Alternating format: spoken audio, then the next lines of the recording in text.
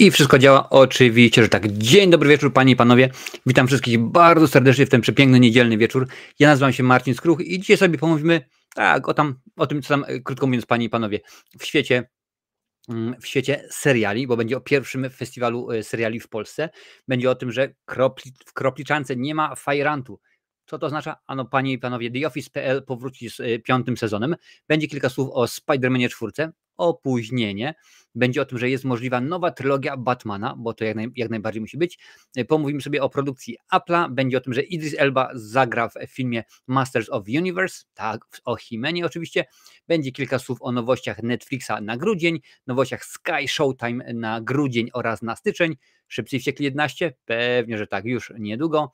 Pomówimy o tym, że Polacy w Hollywood robią robotę i też będzie słów kilka o koszmarze minionego lata, bo oczywiście jakże mogłoby być inaczej. Tutaj sprawdzę, co się dzieje, czy wszystko jest w pożądalu. Jak dobrze widziałeś, dzisiaj troszeczkę inna rozpędzajka, czołówka, jak tak to się nazywa, no ale akurat to jest, że tak powiem, wymóg chwili, tak? Wszystko się zgadza, wszystko gra i trąbi. Cześć Sasik, witam Cię bardzo, bardzo serdecznie. Słuchajcie, na początek, zanim oczywiście zaczniemy, trzeba kilka rzeczy omówić, a chyba najpilniejszą, można by powiedzieć, są kultowe horrory. Otóż, panie i panowie, dla tych, którzy oglądają po raz pierwszy, sytuacja jest taka. Za każdym razem, gdy w cyklu kultowe horrory pojawia się nowa seria, wiadomo, w tym momencie omawiam, co teraz jest? Hostel, tak. Kiedy jest Hostel, no to później jak najbardziej widzowie kanału Marcinowe Recenzje wysyłają mi propozycje, mówią, to jest fajne, to jest dobre. Wśród tych, które są najczęściej publikowane przez Was albo mają najwięcej łapek i tak dalej, wrzucam wtedy je pod głosowanie i przez tydzień głosujecie. Tym razem okazało się tak, że wrzuciliście propozycji mnóstwo, ale 4 miały najwięcej łapek w górę, najczęściej powtarzały. Były to Dzieci Kukurydzy, Cmentarz dla zwierząt, Ring oraz The Crimson Ghost, panie i panowie. No i z tych propozycji wy wybieraliście. No i tak to się zdarzyło, że prawie do ostatniej chwili to trwało. Dziękuję bardzo wszystkim. Było ponad 160 głosów, więc bardzo, bardzo fajnie, panie i panowie, ale okazało się, że wybraliście, że chcecie, ażebym po cyklu jak najbardziej Hostel omówił, panie i panowie, Dzieci Kukurydzy, 37%, tylko o 1% więcej niż Ring, jak widzicie, więc tak, po Hostelu zaczynamy. Hostel jeszcze ma 2 części, bo jest jeszcze trzecia część oczywiście, a potem odcinek z ciekawostkami. Wspierający oczywiście już mają możliwość obejrzenia tychże materiałów. Będą omawiane Dzieci Kukurydzy. Dzieci Kukurydzy to jest 11 części. To jest 11 filmów, akurat sprawdzałem. Także jest to 11 filmów, będzie 12, bo wiadomo, że będzie później odcinek o ciekawostkach. Z oryginalnego, że tak powiem, rzutu jest 6, 7, 8, 9 filmów, 1 tak zwany remake i 1 tak zwany prequel, więc rzeczywiście będzie co oglądać, będzie się działo. Cześć Jason Kruger, witam Cię bardzo serdecznie. Cześć Joker, fajnie, że również zawitałeś. Więc tak to, panie i panowie, wygląda z kultowymi horrorami, więc rzeczywiście bardzo, bardzo zacnie. Kolejna sprawa, o której Wam muszę przypomnieć, no bo pewnie, że muszę, no nie chcę, ale muszę, jak to mawiał jeden polityk. Gdzie to jest? Tutaj jest, proszę bardzo. Panie i panowie, już 15 grudnia, czyli już za 2 tygodnie, nasz świąteczny live charytatywny. Już Wam w tym momencie go pokażę. Mamy już ustalonych gości? Pewnie, że tak. Jakże mogłoby być inaczej? Obejrzyj w YouTube, już Wam tutaj pokazuję, już Wam tutaj wysyłam link do tego materiału. Proszę bardzo, udostępnij ekran, gdzie to jest, dawać tutaj. Ciach. Live charytatywny. Proszę bardzo, ciach.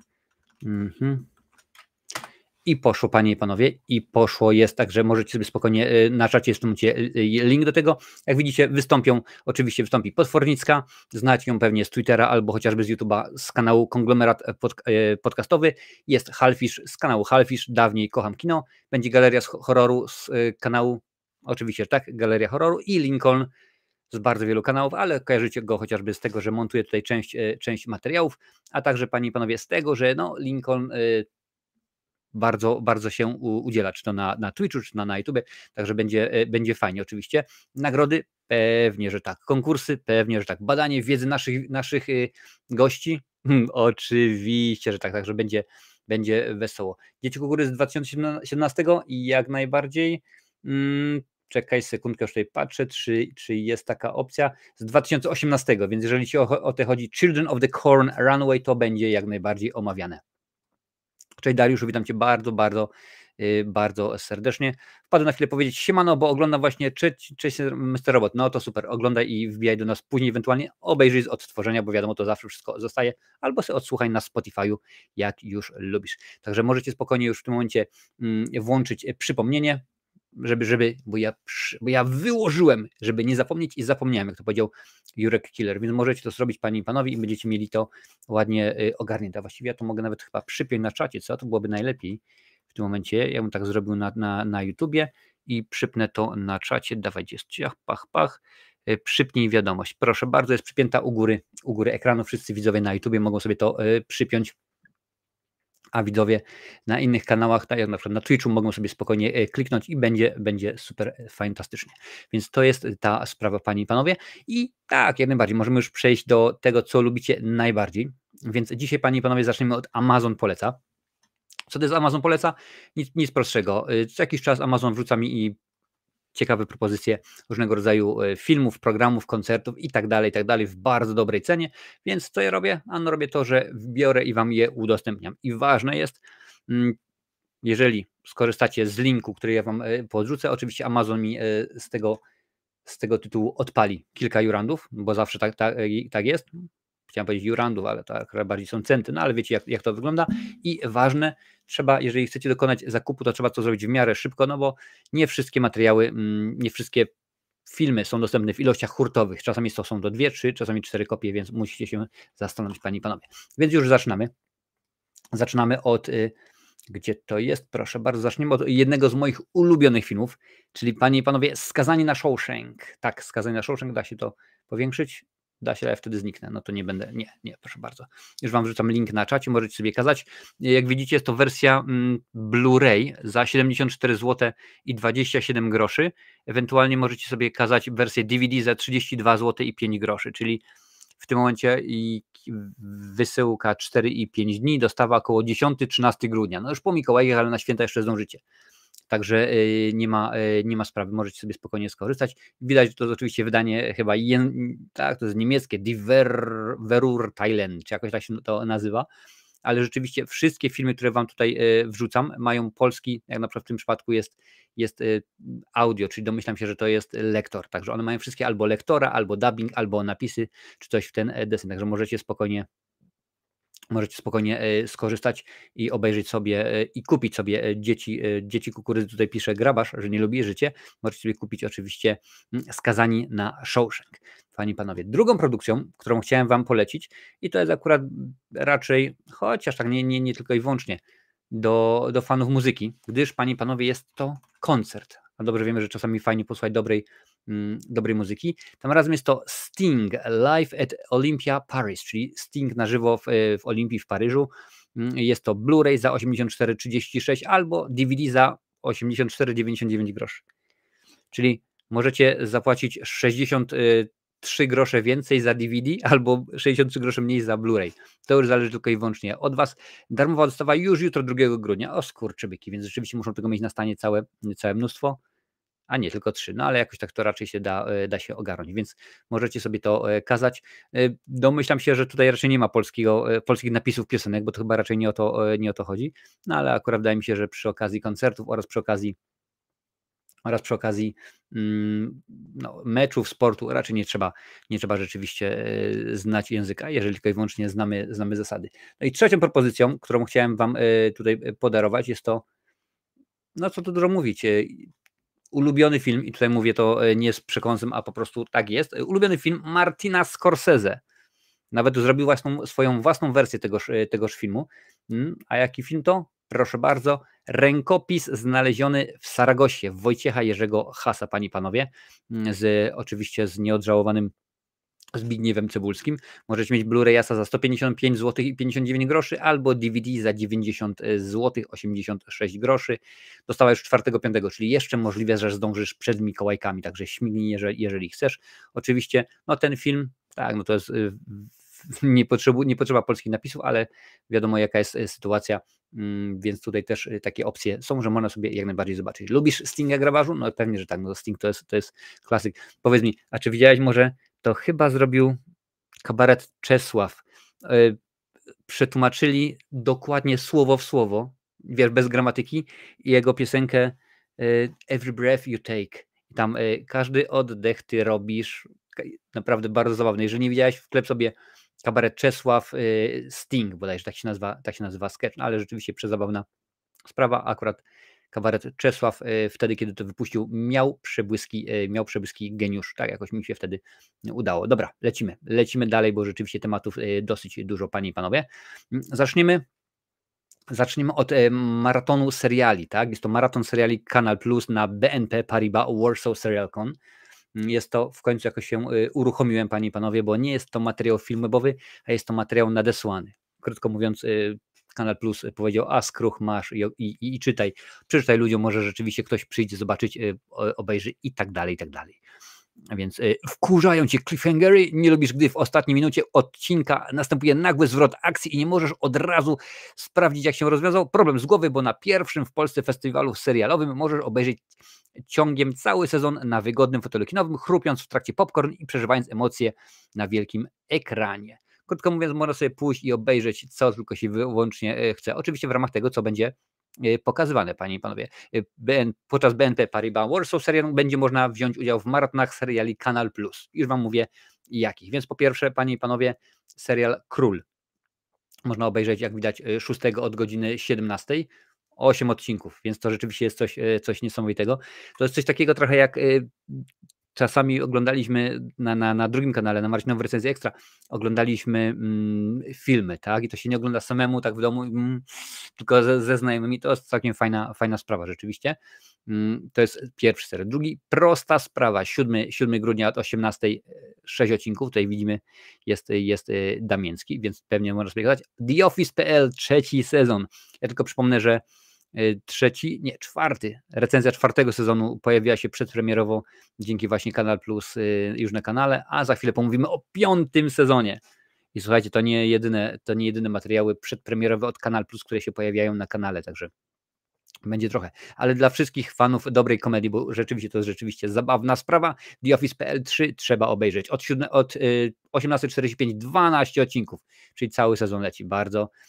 Bardzo ładnie. Więc o innych tytułach Kanal Plus pokazywanych na festiwalu, m.in. Edukacja XD i 2. sezonie Minuty Ciszy można przeczytać tutaj, natomiast informacja o pokazie Czarnych Stokrotek dostępna jest tutaj, panie i panowie, więc jeżeli rzeczywiście chcecie, no to się wybierzcie. Oczywiście, jak sama nazwa wskazuje, BNP Paribas Warsaw Serialcon jest gdzie? W Warszawie.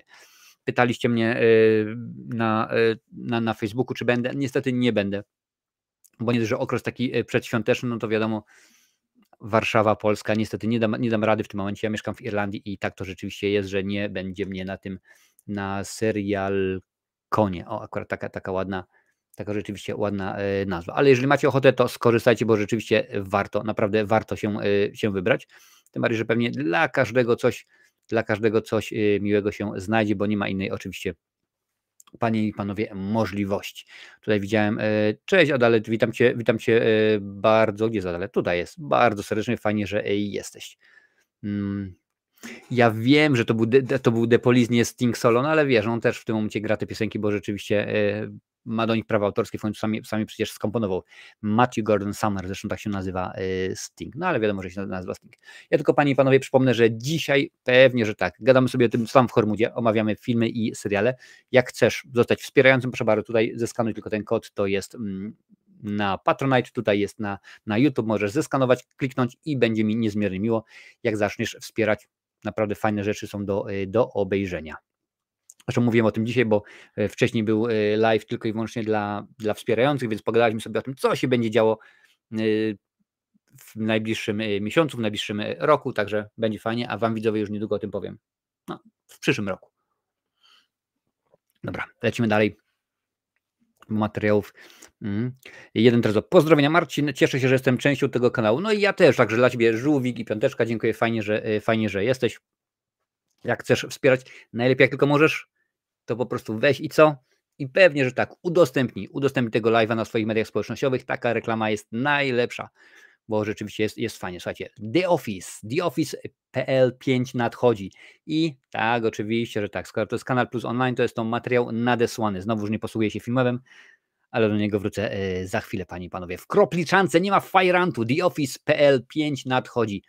I to mnie bardzo cieszy, bo rzeczywiście po obejrzeniu 4. sezonu byłem bardzo zbudowany. Skurczybyki mnie zdenerwowały to naprawdę, bo zakończenie, wtedy dopiero coś było mówione, jeżeli nie chcesz cliffhanger, no tutaj właśnie jest takie zawieszenie i jest kilka sytuacji, które pojawiają się, no a my nie wiemy, co się będzie działo, panie i panowie. Ale co może się wydarzyć u bohaterów The Office.pl? Dalszy ciąg historii miłosnej Darka i jego oziębłej małżonki. W ogóle Sonia Bohosiewicz jest małżonką Darka, ja cię kręcę. Perypetie uczuciowe w trójkącie miłosnym Asia, prawie Singapurczyk Paweł i prawie warszawiak Adam. Historia uzależnienia i politycznego wyzwolenia Bożenki. Bożenka jest hardkorowa. Holz poszukujący nowej miłości i nowej pasji. Od 15 listopada zastanawiasz się, co dalej z pracownikami Kropliczanki i jak rozwinie się historia. Uspokajamy emocje. The Office.pl powróci z 5. sezonem korposiedleckiego świata. I jak mówiłem, to jest dobra wiadomość, panie i panowie. Na wskroś polskiego, bezfiltrowo, niepoprawnego.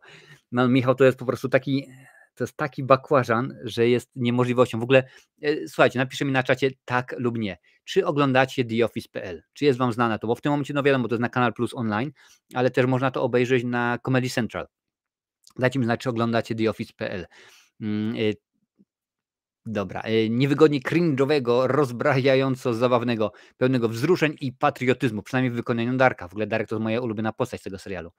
W formie obnażającej nasze stereotypy i przekonania żartów. Polska Kropliczanka stoi. 5. sezon TheOffice.pl już w przyszłym roku na Kanal Plus. Przepisem na sukces są nie tylko rodzime i osadzone w naszej polskiej rzeczywistości żarty i konteksty, ale przede wszystkim autorskie scenariusze i postacie, które nawet jeśli mają w sobie coś z pierwowzoru, to żyją własnym siedleckim życiem. Dobra, co tam dalej? Kiedy ogłoszono, że powstaje polska wersja The Office, wieszczono nam lekko mówiąc katastrofę. Minęło kilka lat, a my ogłaszamy 5. sezon The Office.pl. Tak mówi Łukasz Sychowicz, szef drużyny z zespołu scenariuszowego. Także bardzo fajnie. Cieszymy się, że między innymi dzięki naszemu The Office.pl czy Emigracja XD polska komedia wraca do łask, mówi Beata Ryczewska, dyrektor produkcji oryginalnych w Kanal Plus Polska. I mi się to bardzo podoba, że stawiamy na takie produkcje, tak? Zaraz tutaj dokończę, tylko wam powiem, bo przecież popatrzcie, jak stwierdzono, ok, no to robimy polską wersję Świata według Bandich, tak? Świat według Kiepskich. No, to będzie słabe i w ogóle, a tutaj się po kilkunastu sezonach okazało, że ciach, proszę bardzo, dostaliśmy coś, co w tym momencie jest już kultowe, tak? Co, no wiadomo, już gro aktorów odeszło i serial już nie jest kręcony, ale było rzeczywiście fajnie, cudnie i zabawnie. Kiedy kręcono Kasię i Tomka też na licencji nie, to w ogóle nie będzie działało, jak tak dalej można. Nie uda się. Tak samo się nie uda z Nianią Fine. No może się troszeczkę mniej udało, ale jakoś śmignęło. A tutaj widzę, że rzeczywiście jest bardzo ciekawie. No i ja zacząłem tak naprawdę dopiero od 2. sezonu śledzić, ale śledzę cały czas, bo jest bardzo fajne. Polska adaptacja The Office.pl z każdym sezonem rośnie w siłę. Pracujący nad nią zespół wykonał fantastyczną robotę poprzez połączenie uniwersalnych doświadczeń życia biurowego z unikalnymi lokalnym humorem, obserwacjami i bohaterami. Mówi Magda Van Niekerk, format Sales Director, Unscripted w BBC Studios. No okej, w porządku, no załóżmy, że to jest osoba z zagranicy, więc panie i panowie, można jak najbardziej śmignąć, jak tym bardziej mówiłem tutaj, że maraton trzeciego sezonu można będzie obejrzeć na BNP Paribas Warsaw Serial.com, także śmigajcie, jeżeli macie możliwość. Już tutaj popatrzę, co piszecie. Darek, nie oglądam Adalet i Jurek. Naprawdę spróbujcie, bo jest to, jak zobaczyłem odcinek o papieżu, bo akcja odcinka się rozgrywa 2 kwietnia, więc wiadomo. I tam są takie rozwiązania, takie sytuacje, że ja się zastanawiałem, mówię naprawdę, no ale potem sobie przypomniałem, że obejrzałem przecież kilka odcinków, materiałów, jak zwał, tak zwał, z kanału Matura to Bzdura, gdzie się okazuje, że no niestety są w naszym kraju dekle, ludzie, którzy po prostu, kiedy się ich pytasz, już teraz cytując film Juliusza Machulskiego, Kopernik przecież też była kobietą, co nie? No i takie rzeczy, że jest słabo, tak naprawdę jest słabo, jest gorzej i tutaj mamy bardzo fajnie, bo mamy normalnych ludzi, którzy ogarniają wszystko i jest zabawnie, a mamy też po prostu takie pustaki, że po prostu aż głowa boli. Więcej seriali na zachodzie licencji okazało się krapami, dlatego ludzie reagują alergicznie na takie rzeczy, pisze Jurek. No tak, zgadza się, jak najbardziej, tym bardziej, że jeżeli weźmiesz pod uwagę, jaki był w pewnym momencie tak naprawdę strzał tego, bo dostawaliśmy tego całe mnóstwo, wiesz, nawet popatrz tylko w tym momencie na, już nie abstrahując od seriali, ale pomówmy na przykład o teleturniejach. Czy mamy w Polsce jakieś teleturnieje, które są stricte nasze, nie na licencji? No bo wiadomo, że była wielka gra, niestety już nie ma. No tak popatrzmy, Wabank, licencja zachodnia to jest The Jeopardy. 1 z 10 też jest licencja. Koło Fortuny też jest licencja. Familiada też jest licencja. Tego rzeczywiście jest mnóstwo i zgadzam się jak najbardziej, bo było mnóstwo tego wszystkiego, dostawaliśmy i w pewnym momencie był taki przesyt, że wiesz, ja pamiętam przecież jak wchodził do Polski reality show, pierwszy Big Brother, to nam pani profesor na studiach kazała, mówiła oglądajcie, bo to jest nowy format, trzeba zobaczyć jak to wyjdzie. No okazało się, że wyszło jak wyszło, mniejsza o większość, ale rzeczywiście tak, zgodzę się, że jest dużo seriali, które po prostu były denne, słabe, nieciekawe, nieinteresujące, ale akurat rzeczywiście według mnie The Office.pl się udało. Chociaż z drugiej strony powiem tak, nie znam ani wersji amerykańskiej z Steve'em Carellem, tak, ani wersji angielskiej i popatrzcie, i wyszło mi teraz z głowy, a oglądałem go dopiero co jego stand-up. Ricky Gervaisem, nie znam ani brytyjskiej, ani amerykańskiej, ale wydaje mi się, że jest dobrze. Może jakbym obejrzał tamte, to by się okazało, że poziom The Office.pl jest słaby, no ale jeżeli bodajże 2 tygodnie po premierze 4 sezonu już jest zapowiedziany 5, no to też pamiętajcie, że to jest taka sytuacja jak wszędzie, czy to na Netflixach, czy to na różnego rodzaju innych platformach, że jeżeli na Kanal Plus, bo o nim oczywiście teraz mowa, jeżeli się na Kanal Plus zgadza ilość łapek w górę, ilość wyświetleń, tak, ilość subskrybentów, którzy przyszli specjalnie, ażeby obejrzeć ten serial i tak dalej, no to oni oczywiście mają te algorytmy, mają te wszystkiego rodzaju statystyki. Oni dokładnie wiedzą, jak to jest i no, najwidoczniej to się im opłaca. No, co tu dużo mówić. Jest Awantura o kasę, nasz oryginalny pomysł, emitowany przez wiele lat. Teraz po latach przerwy powrócił do Polsatu i ludzie są nim zachwyceni, że pomimo 20 lat od ostatniego odcinka nadal dają radę.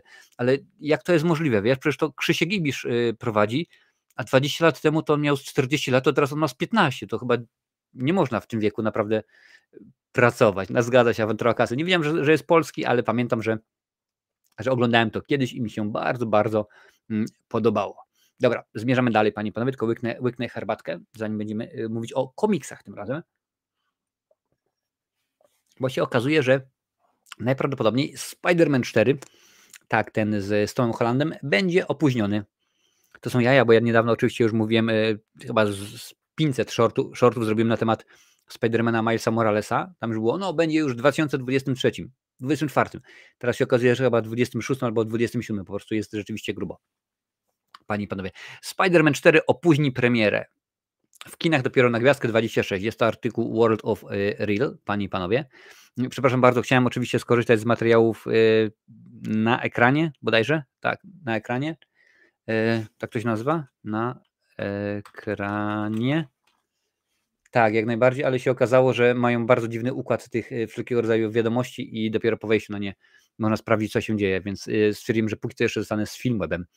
Wygląda na to, że nie czeka nas filmowe lato 2026, że nie czeka nas filmowe lato 2026 z Tomem Hollandem, a przynajmniej nie w takiej skali, na jaką się zanosiło.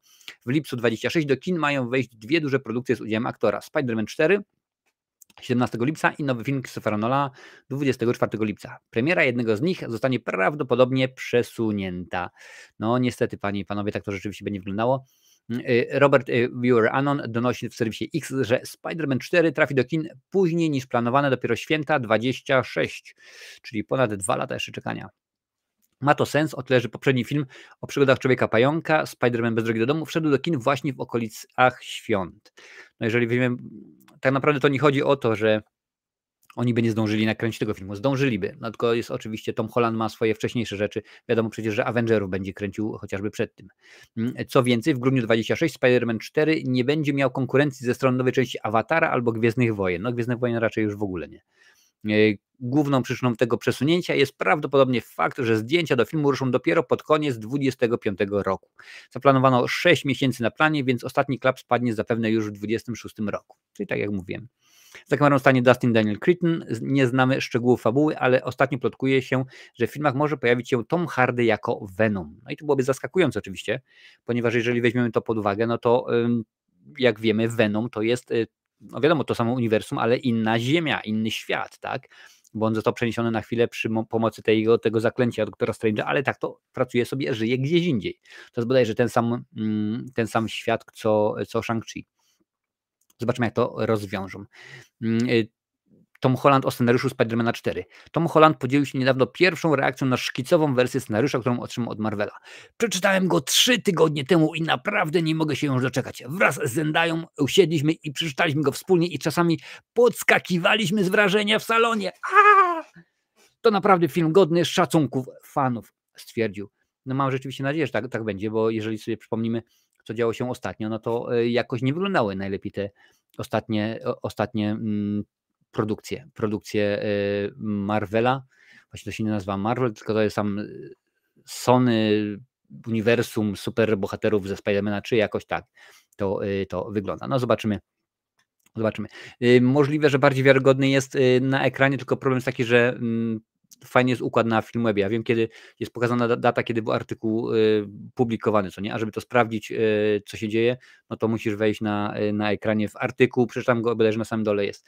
Tak naprawdę to zajmuje zbyt dużo czasu, Wiktor, i jeżeli pomyślisz, ile mam możliwości, ile mam czasu na to, żeby to wszystko ogarnąć, no to akurat raczej tak to nie jest. Ciekawe, czy Spider-Man jest obrażony na Aleksandrę Mirosław. No musi być, wiesz, że w ogóle chciałbym, żeby zrobili taki smaczek, takie wiesz, oczko puścili, że tam gdzieś, no nawet na zasadzie typu, wiesz, myjąca okno, na jakimś drapaczu chmur pojawia się Olka i to byłoby rewelacyjnie, albo gdzieś tam sobie trenuje na przykład i przelatuje Spider-Man, to byłoby coś pięknego.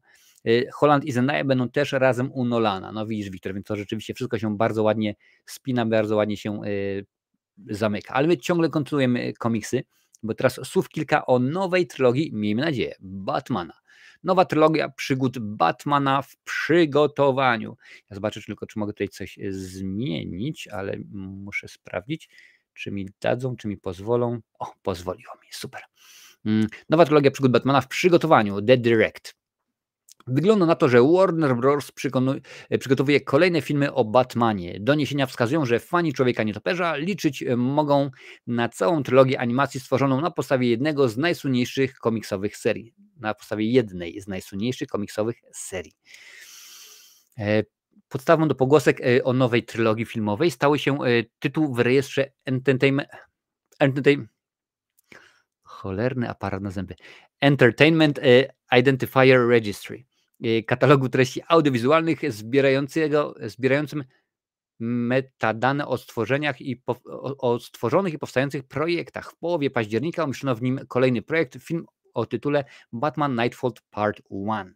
Można przypuszczać, że będzie to kolejny animowany projekt od Warner Brothers. Więc tutaj widzimy, tutaj już jest w tym momencie widać Jokera na okładce. Nazwa projektu pochodzi od serii komiksowej Batman Nightfall, wydawanej w latach 93-94. Cykl składa się z 3 historii: Nightfall, Night Quest i Night's End. Fabuła opowiada o Batmanie, który wyniszczony przez kolejne pojedynki oddaje swoją pozycję mściciela swojemu podopiecznemu. Jean-Paul Valley przejmuje pseudonim Azrael i zaczyna rozprawiać się z przestępcami. Jednak jego brutalność i stopniowe popadanie w szaleństwo zaczyna niszczyć reputację Batmana. Dopisek Part 1 w tytule każe spodziewać się przełożenia serii na ekran. No byłoby fajnie. Reżyserem filmu ma zostać Jeff Wishmaster, doświadczony twórca komiksowych animacji. Dla Warner Brothers stworzył m.in. Zielona Latarnia, Strzeż się mojej mocy, Legion Superbohaterów i Liga Sprawiedliwości, Kryzys na Nieskończonych Ziemiach. Kryzys na Nieskończonych Ziemiach też jest 3-odcinkowy, zresztą niedługo recenzja wszystkich 3 części, panie i panowie. Więc jeżeli macie ochotę, to będzie rzeczywiście dosyć fajnie. Według EIDR premiera filmu odbędzie się jeszcze w tym roku. W tym roku. Jednak ta data prawdopodobnie nie jest zgodna z prawdą i jedynie uzupełniona wymaganą rubrykę. Podobnie można postrzegać wpisany czas produkcji dokładnie 60 minut. No okej, zobaczymy. Serial Batman Mroczny Mściciel to wspólne przedsięwzięcie Warner Brothers, DC i Amazonu. W 10 odcinkach śledzimy groźnego samozwańczego stróża prawa podczas pierwszego roku jego działania. Oczywiście, że tak, tym bardziej, że recenzja tegoż serialu jest na kanale, panie i panowie, więc można sobie ją obejrzeć. No super, super rzeczywiście byłoby, gdyby się udało, bo też ekipa fajna. W ogóle ostatnio James Gunn zaskoczył, ktoś tam go zapytał, czy uniwersum DC, DCU, czy tam DCEU, to będzie coś takiego jak Marvel, jak MCU, a mówi nie, nie będzie takiego jak Marvel w ogóle, chociażby z tego względu, że u nas żaden film nie dostanie zielonego światła, dopóki nie będziemy mieli gotowego scenariusza. A to jest przytyczek genialny w nos, bo chociażby już pierwszy film z DCEU, z MCU, czyli Iron Man, powstawał bez scenariusza, panie i panowie, więc rzeczywiście jakoś tak to wyglądało, że no, tym razem musiało być inaczej, panie i panowie. Dobra, lecimy dalej. Co tutaj mamy? Gdzie on jest? Gdzie on jest? No Idris, gdzie się schowałeś? Bo jakoś tak nie mogę cię znaleźć. Sekundkę, bo tutaj mi Idris mi uciekł. O, jest i już pokazuję, panie i panowie, wam Idrisa. Idris Elba. Idris Elba w filmie Masters of Universe. Już wam pokazuję. Oczywiście pewnie kojarzycie tego aktora, bo jest znany, no chociażby fani komiksów, bo dopiero mowa była o komiksach, mogą go pamiętać z roli Heimdalla w filmie z Thorem, 1, 2, 15.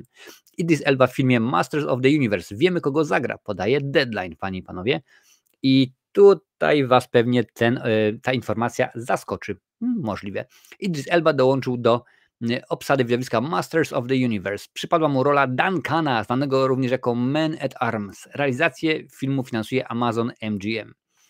I no, jest tutaj kilka osób, właśnie jest Grabarz, jest Sasik, to są dżentelmeni mniej więcej w moim wieku, więc my pamiętamy Himena, tak, z lat 80., kiedy było w telewizji. I tak samo pamiętamy Man at Arms. Ja wam zaraz go pokażę, przypomnę i powiecie mi, co o tym myślicie. Panie i panowie.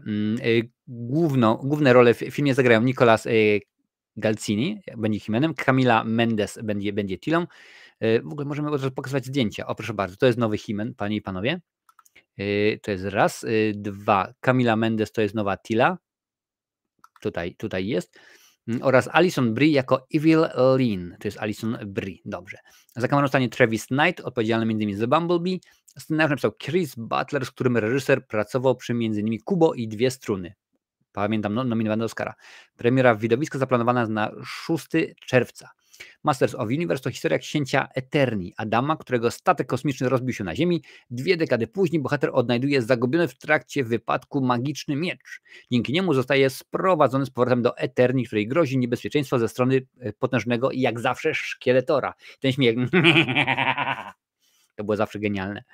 Zanim książę stanie do walki ze złem, będzie musiał odkryć tajemnicę swojej przeszłości. Tylko w ten sposób zamieni się w Himena, najpotężniejszego człowieka we wszechświecie. A kim jest Duncan? O, tutaj muszę zapauzować oczywiście, a to reklama.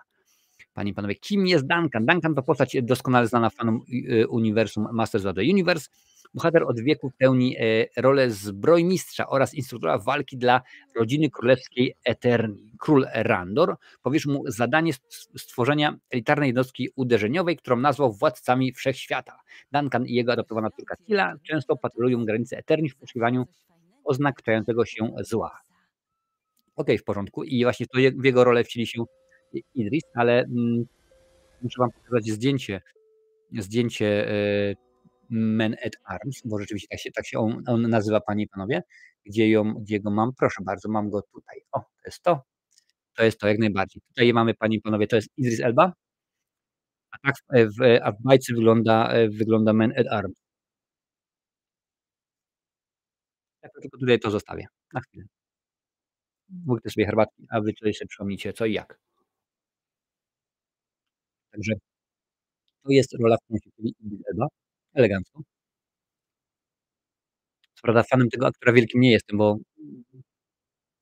fajnie jako postać drugoplanowa, tutaj może być genialny, ale jeżeli chodzi o charyzmę, no to nie jest super mocny i dobrze się spisywał w Thorze, świetnie się spisywał w Legionie Samobójców, ale już Mroczna Wieża, tak? Taki nosił tytuł ten film, którym był, główną postacią, no tutaj już rzeczywiście nie wyglądało za dobrze. No, ale mam nadzieję, że tym razem będzie fajniej, będzie dobrze, będzie ciekawiej, panie i panowie. Włączę tutaj sobie czat, żeby zobaczyć, co tam mi piszecie. A ja pewnie, że tak, co sobie będę, skoro mogę. Ja tylko przypomnę, gadamy sobie dzisiaj o tym, co tam w Hormudzie, panie i panowie, i nie zapominaj o trylogii prawdziwego kinomaniaka. Więc po pierwsze łapa w górę, po drugie sub, po trzecie dzwonek z opcją wszystko. Publikacji jest dużo, panie i panowie, kilka razy w tygodniu, więc aby być na bieżąco, nadujść ten dzwonek z opcją wszystko i będzie dobrze. Miejmy nadzieję. Czasami tak się zdarza, bo mówicie mi, Marcin, kurczę, ale mam suba włączonego, mam te wszystkie dzwonki i tak dalej, a nie dostaję informacji odnośnie. Wiadomo, to jest YouTube, to jest ogromna platforma. Czasami, jeżeli nie dostajecie informacji, najprostsza sprawa.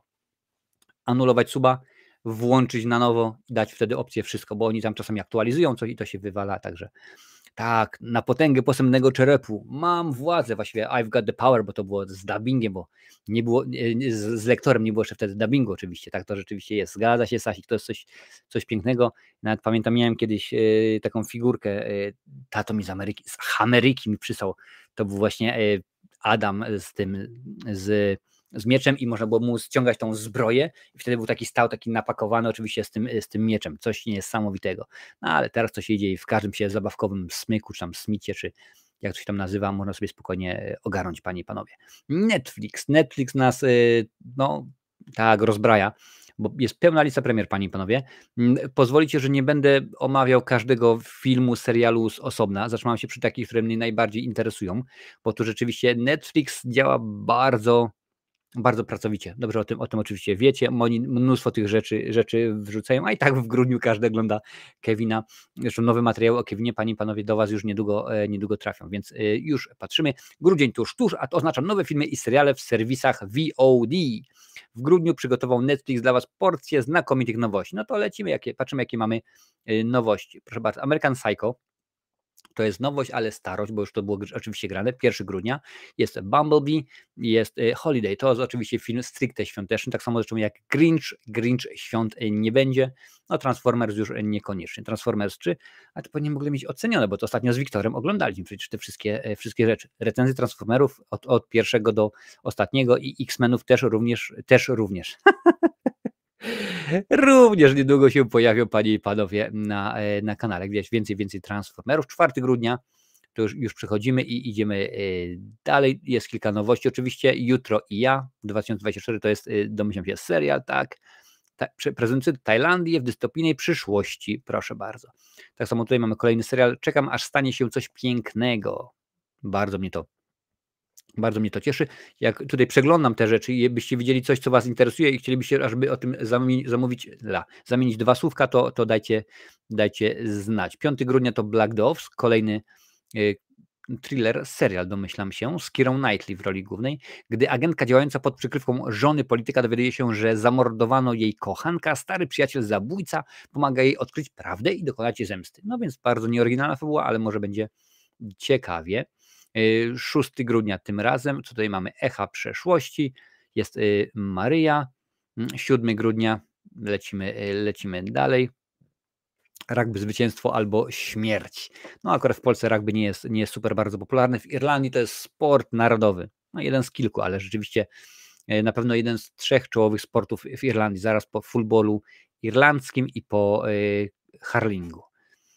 Co tutaj jest dalej? Jamie Foxx, What Happened Was. Okej, w porządeczku. 11 grudnia mamy coś ciekawego. No na pewno jest kilka produkcji, tutaj dokumenty True Crime, więc można coś na pewno dla siebie wyhaczyć. Wiktor pisze, że najbardziej wyczekiwana premiera grudnia na Netflixie to Squid Game sezon 2. No widzisz, rzeczywiście. Pewnie tutaj będzie podane, kiedy będzie można zobaczyć ten sezon. No Good Deed, czyli kolejny odcinek serialu. 13 grudnia to jest Mismatch i 1992. Kontrola bezpieczeństwa, Carry On. Jak pierwszy raz zobaczyłem Carry On, to mówię, to jest ten brytyjski cykl filmów, a się okazało, że jednak nie. 15 grudnia, Zaginiona dziewczyna, Gone Girl Gone, rzeczywiście bardzo fajny, to jest bodajże reżyseria Bena Afflecka i z nim samym oraz Rosamundą Pike w rolach głównych, także Barbie się pojawi i kolejny Sniper, Sasik. Dokładnie wiesz, o co chodzi z Tomem Berengerem. To było coś pięknego w latach 90. Pokojówka na Manhattanie, czyli Jennifer Lopez, która nie ma szczęścia ostatnio i kariera filmowa tak sobie rzeczywiście. 18 grudnia w tym momencie tutaj już lecimy. Droga Julii. 19 grudnia to Smoczy Książę, The Dragon Prince, panie i panowie, animacja, familijny fantasy, więc można coś wyhaczyć. Patrzymy dalej, coś takiego ciekawego się rzuca w oczy. 22 grudnia Lara Croft, jedna i druga, czyli dwie części oczywiście obie z Angeliną Jolie w roli głównej. Ostatnie Władca Wiatru, czyli The Last Airbender. Niestety jest to film, z tego co pamiętam, M. Night Shyamalana, czy mnie pamięć myli, aż nawet sprawdzę, ale chyba nie. Tak, M. Night Shyamalana.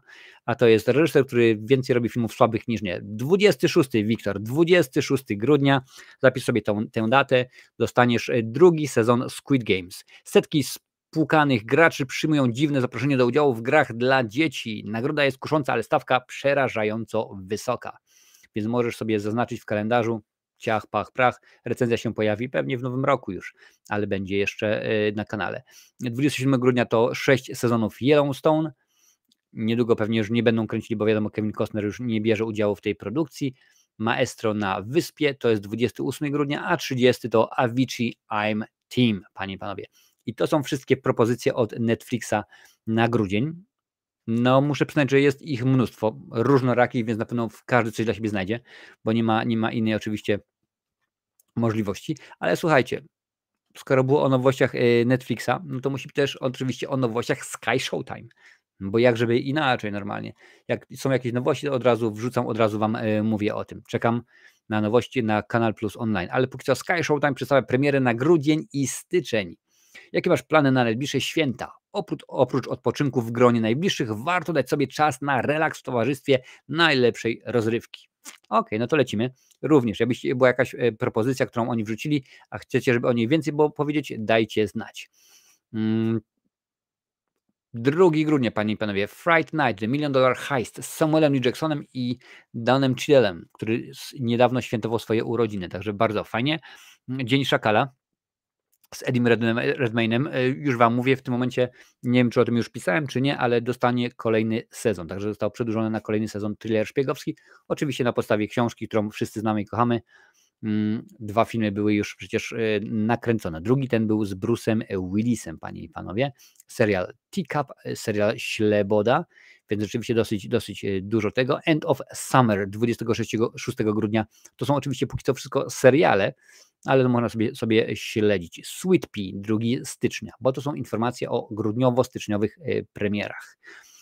Co tutaj mamy dalej? Dexter, Original Sin, panie i panowie, to już od 30 stycznia, więc możecie śmigać, możecie patrzeć, co się dzieje. Kontynuacja seriali? Pewnie, że tak. Kontynuacja Yellowstone, o którym dopiero co mówiłem. Co tutaj mamy? Special Ops, Lioness, Landman, Negocjator, a teraz pora na filmy. Kaskader, The Fall Guy i to mnie wkurza. 1 grudnia już będzie, czyli już od dzisiaj jest dostępny. To mnie wkurza, bo ten film przeszedł bez echa, a według mnie jest to jeden z najfajniejszych filmów akcji w tym kończącym się teraz roku, bo rzeczywiście wkurza mnie, że tak przeszedł bez echa. Bardzo, bardzo, bardzo mnie to nie cieszy. A Quiet Place, czyli Ciche Miejsce, dzień pierwszy, panie i panowie, 25 grudnia. Co mamy dalej? He Went That Way, to jest kryminał od 5 stycznia i Idealne Święta, czyli Dear Santa. I to jest zaskakujące, bo to jest od 13 grudnia i jest to nowy film z Jackiem Blackiem, panie i panowie. A ja myślałem, że Dear Santa będzie miał swoją premierę kinową, a tutaj się okazuje jednak, że nie. Motyw jest taki, że chłopczyk, Dear Santa to opowieść o chłopcu, który pisząc list do świętego Mikołaja popełnia niefortunny błąd i przywołuje diabła. W skrócie, zamiast napisać Dear Santa, pisze Dear Satan. Tam jest tylko przestawienie 2 literek w angielskim. No i oczywiście jest zabawnie, teoretycznie. Jest to film braci Farrelly, twórcy takich filmów jak Głupi i Głupszy czy Sposób na blondynkę. No zobaczymy, jak to będzie. Ja na pewno zrobię recenzję tegoż filmu. Dalej, Grinch, pewnie, że tak. Genie, to są oczywiście produkcje, które się powielają, bo to już było wcześniej chociażby na Netflixie, no ale to nie wszyscy muszą mieć wszystkie platformy, prawda? Mamy Last Christmas, I Gave Yamaha. Holiday też już było wcześniej oczywiście i te wszystkie filmy są dostępne albo będą na Sky Showtime, panie i panowie, więc jak najbardziej skorzystajcie, jeżeli macie. Jeżeli nie wiesz, czym jest Sky Showtime, na kanale jest materiał o tym, który mówi, ile to kosztuje, jak to się je, jak założyć konto, gdzie założyć konto i tak dalej, i tak dalej. Dobra, tutaj się dzieje, co się dzieje, co się daje. A dalej lecimy, bo Vin Diesel, panie i panowie, Szybcy i Wściekli. Niby miało być dobrze, niby miało być super, niby miało być niesamowicie, ale Vin Diesel nie jest zadowolony z tego i jak tam sobie Szybcy i Wściekli radzą. Rzeczywiście Vin Diesel o planach studia, to jest akurat z jego postu z Instagrama informacja. Amerykanie świętowali wczoraj Dzień Dziękczynienia. Z tej okazji Vin Diesel opublikował na Instagramie post, który zamieszał w głowach fanów serii Szybcy i Wściekli. Ojej, ojej, ojej, ależ mi namieszało. Post Gwiazdora był utrzymany w dziękczynnym tonie. Zamiast tego czuć w nim frustrację, Vin Diesel narzeka w nim, że nie był utrzymany, że nie ma chwili spokoju, że jest naciskany z każdej strony. A to Universal domaga się kolejnej części, by kolejna część trafiła do kin w marcu 2026. A to właściciel studia koncern Comcast naciska, by zrealizować nie jeden, a jeszcze 2 filmy. Nad głową Gwiazdora wisi też scenarzysta, który chce, by na ekranie rozwiązali swe konflikty Dominik i Hobbs. Oczywiście to jest post Diesela, jak to woli. Vin Diesel od lat zapowiadał wielki finał głównej serii. Pierwotny plan zakładał, że będzie on się składał z 2 części. Jednak pierwsza połowa wprowadzona do polskich kin pod tytułem Szybcy i Wściekli 10 nie spełniła oczekiwań finansowych. Obraz zarobił co prawda ponad $700 milionów, ale jak na serię to były grosze. 7. część serii zgarnęła $1,5 miliarda. 10. miała też gigantyczny budżet, $340 milionów, co tak skomplikowało sprawy. Po klapie Szybkich 10 strategia dotycząca kolejnej w zamierzeniach ostatniej części uległa zmianie. Budżet został zredukowany, nie dziwię się, zrezygnował z licznych zagranicznych lokalizacji. Sam Diesel zapowiadał, że finał wróci do korzeni serii. Sentyment ten powtórzył zresztą w poście powyżej. Na razie otwartym pozostaje pytanie, kto postawi na swój Diesel czy Comcast. Tylko czas pokaże, ile jeszcze razy dom zasiądzie za kierownicą. Też w ogóle tutaj w tym poście jest napisane, że chciałby, a rzeczywiście, aby The Rock powrócił do serii. Zobaczymy, co z tego wyjdzie. Zobaczymy, czy tak będzie. W ogóle, no bo ja tak sobie, że tak powiem, podchodzę do Szybkich i Wściekłych już. Po tej części, gdzie tam polecieli w kosmos tym autem, co mieli na taśmie srebrnej przyklejony silnik. No i panie i panowie, no niespecjalnie w tym momencie to rusza. Czy będzie super świetnie, czy nie? Obejrzę to. No, może nie na takiej zasadzie, że wiesz, obejrzałem, żebyście wy nie musieli. No nie, po prostu obejrzę jako ciekawostkę, jako rzecz, do której mam sentyment, ale to nie jest tak, że tak, Diesel ogłosił, normalnie będzie super świetnie. No nie, po prostu obejrzę, no i to wszystko, dziękuję bardzo. Tym bardziej tego naciskają mnie tutaj, tam. On jest gwiazdą, on ma status gwiazdy, więc takie mówienie, no to niespecjalnie. Na co? Gorzą mu, Diesel, jak nie zrobisz nam 2 części kolejnych, to my nie zapłacimy ci $40 milionów, tylko 20, stary. No to przerąbane masz. To nie jest nagle tak, że mówią mu, słuchaj stary, albo normalnie weźmiesz, albo nie będziesz miał co do garka wrzucić. No nie, no. Chcielibyśmy. Napiszcie mi na czacie, czy chcielibyście mieć takie problemy, że studio mówi do was i jak mi nie zrobisz jednej, masz mi zrobić 2 części, a nie jedną, bo nie dostaniesz tam 20, tylko 40. Chcielibyście mieć takie problemy? Dajcie mi znać. Już tutaj patrzę, co piszecie. Universal i Comcast, weźcie rozpęd i przywalcie głową w mur, to może zmądrzejecie i dacie spokój tej serii, to jest parodią sama w sobie już. Nie wiem, czy Jurko widziałeś, dawno temu, tam gdzieś z rok, może 2 lata temu na kanale sportowym był Marcin Najman. Nie wiem, to miał właśnie niemalże identyczną radę miał dla Stanowskiego. Wiesz co? Idź do lasu, rozpędź się i uderz głową w drzewo, że tak powiem. W Szybki i Wściekły tylko do 3 dojechałem i spadłem z rowerka, wrzuca nam tutaj Sasik.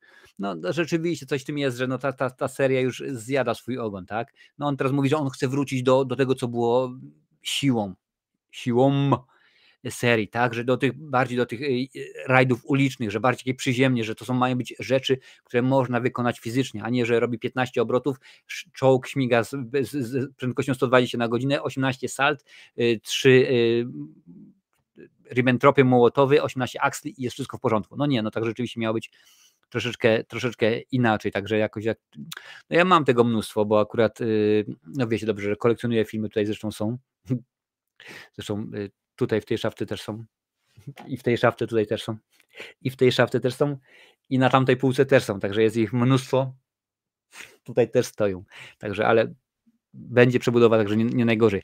Ale zgadza się, no to tutaj się dzieje, to już jest parodia? Może nie parodia, ale po prostu nie jest super.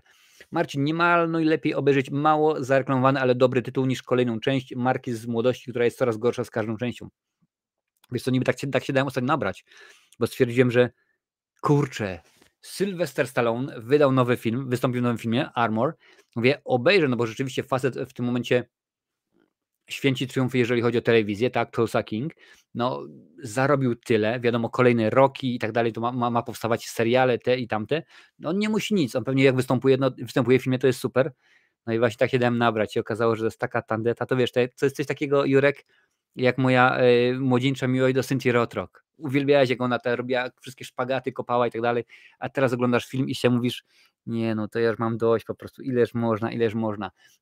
Tak, zgadza się, ja czasami lubię, ostatnio na przykład odkryłem serial, o nim słyszałem wcześniej, aczkolwiek nigdy mi się jakoś nie przebił do świadomości, pod tytułem Schitt's Creek, czyli Shit to jest nazwisko, bo to jest S-H-I-T-T, Creek no to jest powiedzmy strumień, czyli strumień Shita, tak się nazywa miasto, co nie? I świetnie, naprawdę świetnie się go ogląda, bardzo fajna komedia, a tam występują właśnie między innymi mama Kevina i ojciec głównego bohatera z American Pie, żeby wam tylko unaocznić. Więc tak, zdarza się czasami, że wrzucacie mi, mówi Marcin, obejrzyj to, obejrzyj tamto i czasami to się, no czasami, powiedzmy 9 w przypadku na 10, bo mamy podobne gusta, zdarza się, że to są rzeczywiście produkcje warte obejrzenia i że jest wszystko w porządku. Co tutaj się dzieje? Czemu? A to dobra, wszystko śmiga. A już myślałem, że nie został dzisiejszy odcinek odpalony, ale widzę, że jest dobrze. Więc tak się czasami zdarza. Słuchajcie, ale się dzieje dobrze, panie i panowie. Dzieje się dobrze, bo są Polacy w Hollywood. I to już nie tylko muzyka, nie tylko zdjęcia, gdzie tam powiedzmy Janusz Kamiński się pojawia, ale panie i panowie, Agnieszka Smoczyńska, Hotspot, hollywoodzkie studio będzie dystrybuować film Agnieszki Smoczyńskiej. Podaję deadline. Ja przepraszam bardzo wszystkich za to, że syplenie, no ale musicie wybaczyć. Jeszcze musicie to zdzierżyć i przecierpieć jakiś tam czas. Studio Focus Features nabyło prawa do światowej dystrybucji nowego anglojęzycznego filmu Agnieszki Smoczyńskiej pod tytułem Hotspot. Zdjęcia zakończyły się w ubiegłym tygodniu w Grecji. Akcja Hotspot rozgrywa się w niedalekiej przyszłości, rządzonej przez świadomą sztuczną inteligencję. Badając sprawę morderstwa, prywatny detektyw trafia na ślad grupy rebeliantów walczących z cyfrowym władcą. Pięknie. Scenariusz filmu napisał Robert Bolesto, z którym Smoczyńska pracowała przy swoim głośnym debiucie Córki dancingu. Główną rolę zagrali Andrzej Konopka, Naomi Rapace oraz Rejka Kirshna. Jeżeli nie kojarzycie żadnego z tych nazwisk, nie ma co. Powiem wam tak, Naomi Rapace występowała w Prometeuszu. Hotspot jest międzynarodową koprodukcją. Producentami z polskiej strony są Klaudia Śmieja-Rostowska i Bogna Szewczyk z kupień z firmy Madans, będące częścią hollywoodzkiego wytwórni Universal Pictures Studio Focus Features. Specjalizuje się w produkcji i dystrybucji kina niezależnego oraz zagranicznego. Pod banderą firmy do kin trafiły już m.in. takie głośne tytuły jak Downton Abbey, Tajemnica Brokeback Mountain, Pokuta, Pianista, Między Słowami i Viking. Przypomnijmy, że studio dystrybuowało także poprzedni film Smoczyńskiej Silent Twins. Hotspot nie będzie rozpowszechniany przez Focus Features tylko w 3 krajach na świecie, w Polsce, Grecji i Francji. Dystrybucją zajmie się tam lokalne firmy. No i bardzo mnie to cieszy, rzeczywiście, bo pamiętacie, ja wam mówiłem po tym, jak Pawlikowski otrzymał, najpierw był Oscar, była nominacja i tak dalej, mówię super, mam nadzieję, że się to na coś przełoży, że rzeczywiście Polacy zaistnieją jakoś w Hollywoodzie, że coś się będzie działo, że będzie super, że będzie fajnie i tutaj nie ma nic, tak? No, mieliśmy Adamczyka w Marvelu, tak? We are interrogating you, bro, rozumiesz? No i też coś tak niespecjalnie przełożyło. No w końcu coś tam się rusza powoli z Dorocińskim. Mam nadzieję, że tutaj również Agnieszką Smoczyńską, więc trzymam kciuki, naprawdę trzymam kciuki. Żadnego przekąsu, mówię panie i panowie, jak najbardziej sensownie, jak najbardziej logicznie.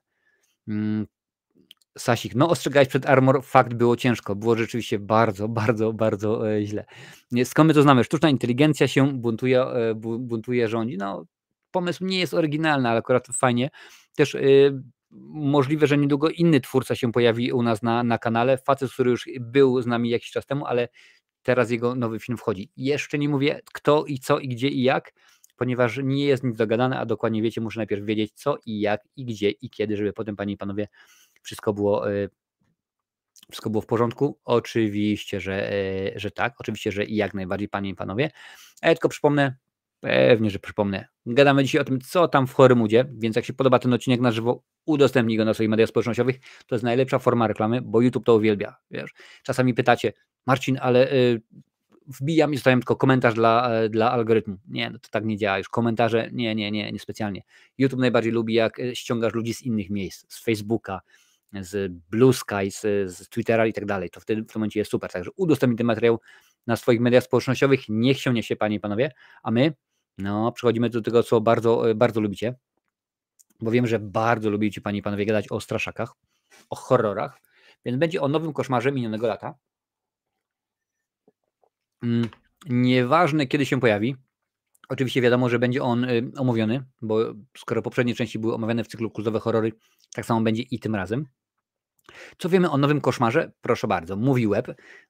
Zmartwionych, wytrwale czekających na kontynuację koszmaru minionego lata w końcu można uspokoić. Raptem wczoraj jedna z gwiazd oryginalnego filmu, czyli Sarah Michelle Gellar, wcielająca się w rolę Helen, zapostowała na swoim instagramowym profilu zdjęcie z planu nadchodzącej kontynuacji. Zdjęcie krzesła z nadrukowanym tytułem filmu zapewnia i uspokaja. Kontynuacja jest w trakcie realizacji. No, zobaczymy. Post Sarah Michelle Gellar dość lakonicznie zapewnia fanów o realizacji kontynuacji koszmaru minionego lata. Zdjęcia przedstawia jedynie fotel, na którego zewnętrznej stronie oparcia nadrukowany jest filmowy tytuł w oryginalnym liternictwie. Okej, może takie słowo. Pamiętnym z wersji z 97 roku, bez dodatkowego podtytułu czy numerku, sugerującego ciągłość serii. Aktorka oznaczyła także dwa nazwiska, jak się wydaje, związane mocniej z projektem. Są to Freddie Prinze Jr., który powrócił do roli Raya Bronsona, oraz Jennifer Katin Robinson, która zajmie się reżyserią filmu.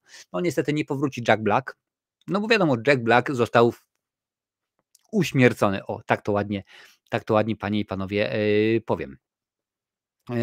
Sama Gellar prawdopodobnie nie powróci do filmu jako członkini obsady i jej postać Helen Shivers została zabita w pierwszej części. Mówi o tym w jednym z oświadczeń. Moja najlepsza przyjaciółka Jennifer Katin Robinson go reżyseruje, więc żartujemy sobie, że moją nieoficjalną pracą jest zachowanie ciągłości. To zawsze ja mówię jej, to by się wydarzyło, a to nie mogłoby się wydarzyć w życiu tych postaci. Więc mamy coś w rodzaju nieformalnego tytułu zawodowego. Zaraz, przypomnijcie mi, czy postać Heleny, czyli Sarah Michelle Gellar, została zabita w pierwszej części, czy ona przeżyła? Bo jakoś nie pamiętam, a rzeczywiście ten film widziałem, ale to dawno temu. Dziennikarze Mówi Web spekulują, że w nowym koszmarze minionego lata spotkamy nową grupę młodych bohaterów, choć fani rzecz jasna mogą spodziewać się występów gościnnych pamiętanych z oryginału postaci. Obok Freda Prince'a Jr. swój powrót zapowiedzieli też także Jennifer Love Hewitt, wcielająca się w Julie James. Aktorka już jakiś czas temu zaznaczyła, że duża rola w filmie była dla niej kluczowa, by w ogóle powrócić do franczyzy.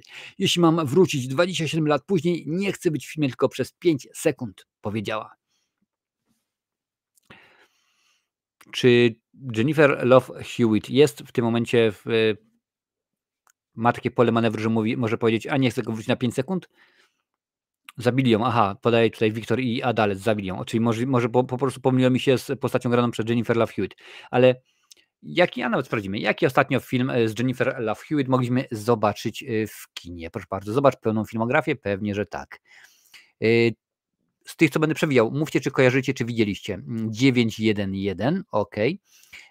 Żydowska narzeczona, Lista klientów, Kawiarenka, Zaginione walentynki, Lista klientów, Garfield 2. To kojarzę, bo to było beznadziejne. Wyzwania naukowej kierowniczki, Zaklinacz dusz, Zabójcze umysły, Na skróty do szczęścia, Garfield 1 też kojarzę. No i ja w tym momencie już jestem na 2004 roku, panie i panowie, to nie ma nic takiego super świetnego. 2002 z Jackie Chanem jest, czyli umówmy się, że ostatnim znanym filmem to był Garfield 2, a to jest 2006 rok, czyli 18 lat temu, a tutaj pani Jennifer miała taką przerwę 12-letnią. Więc czy ona jest w pozycji, że może mówić: „A ja chcę wrócić, a ja nie chcę wrócić”? No chyba nie bardzo. Po chłodno przyjętej kontynuacji serialowej sprzed kilku lat filmowa kontynuacja „Koszmaru minionego lata” może strzepnąć kurz z oryginalnej pierwszej części i wynagrodzić fanom lata czekania. Premiera 18 lipca 25. I znowuż tutaj jest tak samo, wydaje mi się, przynajmniej dla mnie, taki sam kasus jak przy okazji Szybkich i Wściekłych. Okej, obejrzę, ale to już nie jest tak, że chcę, obejrzę, muszę, po prostu, bo jest rzeczywiście super, super świetnej sprawie. Niezłe. Co zrobiłeś zeszłej jesieni w październiku o 16:30 może zaszkodzić zdrowiu. No, coś takiego rzeczywiście może być, no ale tak to jest w tym Hollywood. No ja rozumiem, że ona oczywiście kasy nie potrzebuje, tak, bo powiedzmy tam zarobiła swoje i tak dalej, i tak dalej. Ale czy ja wiem, czy takie powiedzmy osoby mogą powiedzieć sobie: dziękuję bardzo, ja tam jakże nie tylko 5 sekund. No wiadomo, substancja niesamowicie pokazała, że w Hollywood tak, słowa to wszystko. Ale to jest Hollywood. Na szczęście my jesteśmy w Hormudzie, więc nie najgorzej. W ogóle tutaj widzę, że z tyłu został mój obraz szturmowca, który nabyłem nie tak dawno, drogą kupna, w sklepie charytatywnym. Ale dobrze, może być, bo się nie najgorzej prezentuje, tylko muszę znaleźć miejsce, gdzie go powiesić. Może tutaj obok Miki, ale akurat to jest pomysł na coś innego i nie że będzie miejsce. Zobaczymy. Może Frediego trochę przesunę, będzie Mika. Coś wymyślimy, panie i panowie. Nie będzie tak źle.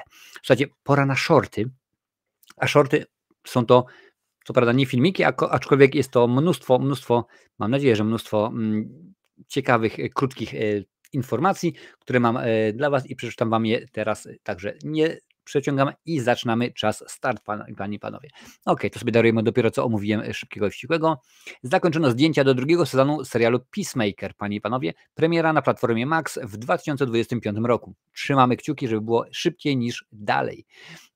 Indiana Jones and the Great Circle ma 4 godziny przerwników filmowych, więc jak na grę wideo to jest całkiem sporo. Jest to największa gra w historii Machine Games i George Lucas, a także Steven Spielberg byli nieustannie zaangażowani w rozwój tej gry. Wygląda ciekawie? Hit czy kit? Zobaczymy, jak to będzie wyglądało, panie i panowie. Ujawniono żart, który Disney kazał Ryanowi Reynoldsowi usunąć z filmu Deadpool i Wolverine. I słuchajcie, oczywiście wykropkowałem, więc też nie będę tego czytał. Nie stać nas nawet na jednego X-Mena więcej. Disney jest taki skąpy. Ledwo mogę oddychać z tym całym myszki Miki w gardle. No grubo, trzeba przyznać, że grubo rzeczywiście pojechali. Jestem ciekaw, czy ta scena była nagrana i musieli ją wyciąć, czy w ogóle już na etapie scenariusza ona była wyrzucona. Jeżeli jest gdzieś nagrana, to chciałbym, żeby była dostępna w dodatkach na DVD czy tam Blu-rayu. Byłoby niesamowicie, panie i panowie. To oczywiście już o tym mówiłem, że Sony w oficjalnym komunikacie prasowym zasugerowało, że w filmie Spider-Man 4 pojawi się Venom. Okej, co mamy dalej? James Gunn potwierdza, że Deathstroke ma pojawić się w DCU. Wcześniej informowano o powstaniu filmu, w którym wystąpi również Bane, ale ta informacja jest niepotwierdzona. Okej, co tutaj mamy? Sylvester Stallone finalizuje nową umowę na kontynuację serialu Taylora Sheridana Tulsa King na kolejne 2 sezony. Panie i panowie, więc już nie tylko 1, 2, ale 3 i 4, więc dosyć grubo, dosyć poważnie. A Daniel Craig prowadzi rozmowy w sprawie roli sierżanta Rocka w filmie pod tytułem Sierżant Rock, oczywiście kręconym dla DC Studio. Luca Guadagnino będzie reżyserować, panie i panowie. Alan Tudyk, bardzo fajny aktor, to jest kolejny, jak dla mnie, niedoceniony aktor. Został obsadzony w roli Clayface'a w uniwersum DCU Jamesa Gunna. Tak i jeszcze raz tak. Pierwsze spojrzenie na Gerarda Butlera powracającego w roli ojca Czkawki w aktorskiej wersji filmu Jak wytresować smoka. No, całkiem nie najgorzej, muszę powiedzieć, to wygląda. Denzel Washington ujawnił, że trwają prace nad częściami 4 i 5 filmu Equalizer. To jest chyba... Jaki był polski tytuł? Napiszę, jaki był polski tytuł. Chcą, żebym dopadł złych facetów. Oczywiście jest to zapewne pokłosie jego dobrej roli w filmie Gladiator 2. Jest to pierwsze zdjęcie grafika szkieletów w filmie aktorskim Minecraft. Premiera 4 kwietnia 25. Gracie w Minecrafta? Dajcie znać, jak wam się taka opcja podoba. Dobra, tu jest Armor, recenzja, wiadomo, Nominowani w kategorii najlepsza adaptacja do The Game Awards, panie i panowie, Fallout, Knuckles, Arcane Season 2, Like a Dragon, Yakuza i Tomb Raider The Legend of Lara Croft. Tak to rzeczywiście wygląda, a do gry roku 24 to Balatro, Astrobot, Black Myth, Wukong, Metaphor, ReFantazio, Final Fantasy VII Rebirth i Elden Ring Shadow of the Earth Tree. Panie i panowie, co jeszcze tutaj mamy dla was? Film księgowy 2 otrzymał kategorię wiekową R ze względu na wulgaryzmy i przemoc w kinach 25 kwietnia 2025 i o tym, że Splinter Cell, film aktorski Tomem Hardem został anulowany, już wam mówiłem w zeszłym tygodniu, panie i panowie. Więc rzeczywiście dzieje się, bardzo dzieje. Oczywiście to wszystko było informacje, które ja wrzucam no chociażby na tak zwany fanpage Marcinowej recenzji na Facebooku i rzeczywiście warto tam zaglądać, bo jest ponad 14 000 ludzi, także rzeczywiście dużo się tam dzieje, dużo fajnych, ciekawych informacji. Czasami nawet jestem taki może nie zapracowany, ale po prostu zdeterminowany, że wrzucam 5 materiałów dziennie, więc rzeczywiście się dzieje, panie i panowie. A co mi nie? A kto mi zabroni? Pewnie, że tak. Niech se śmiga, niech se leci, niech se będzie zrobione. Co ja tutaj miałem przy wam wrzucić, panie i panowie? Aha, tak, ja miałem tylko przypomnieć. Pewnie, że miałem przypomnieć, bo muszę przypominać, bo to jest rzecz ważna przypomnienia, że panie i panowie, już za 2 tygodnie świąteczny quiz charytatywny, gramy dla Się Pomaga, będziemy zbierać pieniądzury dla Się Pomaga. I już tutaj wrzucam live charytatywny. Byłbym bardzo wdzięczny, jeżeli możecie udostępnić informacje o tym live na swoich mediach społecznościowych, bo im więcej pieniądzurów zbierzemy dla Się Pomaga, tym oczywiście lepiej, bo to właśnie tylko i wyłącznie o to chodzi, ale będzie fajnie, będzie ciekawie. Potwornicka Halfish, Galeria Horroru Lincoln oraz moja skromna osoba. Sprawdzimy, czy znają się na horrorach, znają się na grach wideo i tak dalej, Będzie rzeczywiście bardzo dużo ciekawych informacji. Mam nadzieję, że tak będzie rzeczywiście. Jedna ważna sprawa, o tym już mówiłem wspierającym, a teraz mogę powiedzieć wam, panie i panowie, w grudniu, czyli od dzisiaj, właśnie to dzisiaj jest pierwszy materiał, przez miesiąc, czyli do końca roku, jak to ładnie brzmi, będą się ukazywały materiały codziennie. Zgadza się, jest trochę materiałów, które tam powiedzmy sobie już leżą trochę na kanale i obejrzeli je wszyscy wspierający, więc pora je udostępnić. Wśród tych materiałów są między innymi takie recenzje jak Star Trek, jak Mortal Kombat, ten oryginalny Paula W.S. Andersona, a także ten nowy. Takie recenzje jak Rekinstein czy Ptakodemia. Rzeczywiście to będzie do obejrzenia, a także serbski film chociażby, więc to wszystko będzie się pojawiało. Będzie trochę nowych materiałów, oczywiście, że tak, bo jest do nagrania mnóstwo materiałów, filmów, które ostatnio obejrzałem, a rzeczywiście nie miałem jakoś czasu, możliwości albo chęci, ażeby to wszystko ogarnąć. Także przez najbliższy miesiąc recenzje materiału z cyklu Kiedyś i Dziś, materiały, które pojawią się na kanale Marcinowe recenzje ekstra też będą, tak, będzie kilka nowych omówień filmowych, a właściwie komentarzy do filmu. Także będzie się działo. Grudzień miesiącem bardzo, bardzo pracowitym, ale mam nadzieję rzeczywiście, że spodoba wam się, będzie rzeczywiście fajnie, będzie rzeczywiście ciekawie, panie i panowie. Czy będzie recenzja Wicked? Tak, jest planowana w ogóle. Jest planowana recenzja Wicked, jest planowana recenzji mnóstwo, naprawdę mnóstwo jest filmów obejrzanych, mnóstwo jest rzeczywiście filmów.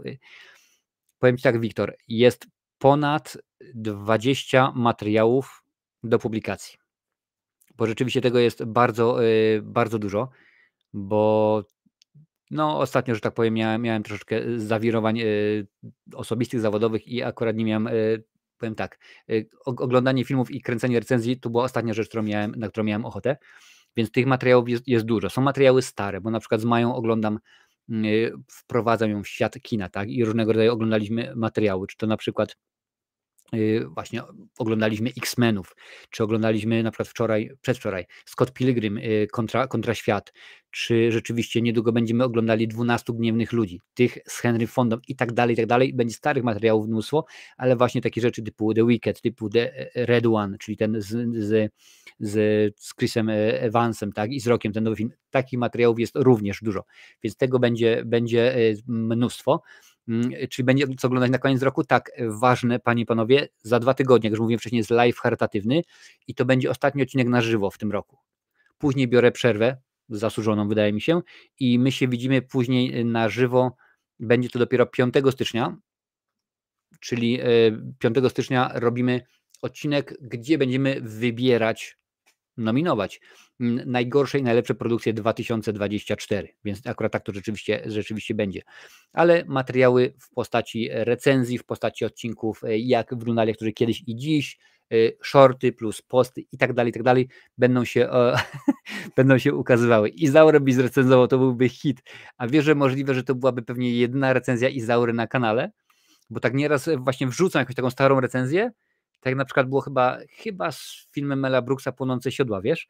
I tak wrzuciłem na zasadzie, obejrzeliśmy z Mają i w porządku, i nagle się okazuje, że ludzie to oglądają. Potem wklepuję w YouTube'a, się okazuje, że nie ma. Po polsku nie ma recenzji i to są takie stare materiały, których no, ludzie nie znają, bo też ludzie nie recenzują, bo lepiej jest łatwiej na przykład zrobić recenzję The Wicked, na przykład niż takiego właśnie starego materiału, a tu się okazuje, że Izaura, ile to było kręcone? To było mnóstwo, przecież potem po Izaurze było jeszcze w Kamiennym Kręgu, tak? Leoncio, w ogóle ta aktorka, która się wcielała w Izaurę, i oczywiście teraz mi zapomniałem nazwiska, została niedawno, w tym roku albo w zeszłym roku, została chyba minister kultury albo minister turystyki, także rzeczywiście bardzo Felicita, nieważne, nie przypomnę sobie, to nie ma, nie wiadomo o co chodzi, a jeżeli nie wiesz, drogi widzu, kim była Izaura, to wpisz sobie w Google Izaura i Leoncio i tam ci się wszystko pokaże, będziesz wiedzieć dokładnie co i jak. My się na żywo widzimy za tydzień, oczywiście, że tak, panie i panowie, a z mojej strony to już wszystko, dziękuję bardzo, było mi niezmiernie miło spędzić z wami czas, było fajnie, mam dla was troszeczkę niespodzianek, ale to już pewnie już po nowym roku coś tam się będzie działo, zobaczymy. Jest planowany, że tak powiem, upgrade sprzętowy, pożyjem, uwidziem. A teraz Zuluszczaka, tak, to też był inny jeszcze serial, to już w tym momencie chyba mówimy o serialu Korzenie, który też mam nomen omen na DVD. No widzisz, Stasiek, można byłoby gadać, ale zrobimy sobie jakiś taki odcinek, gdzie po prostu będziemy gadać na wszelkiego rodzaju różne tematy, takie luźne gadki, takie luźne gadki sobie zrobimy. A tymczasem na razionko, cześć.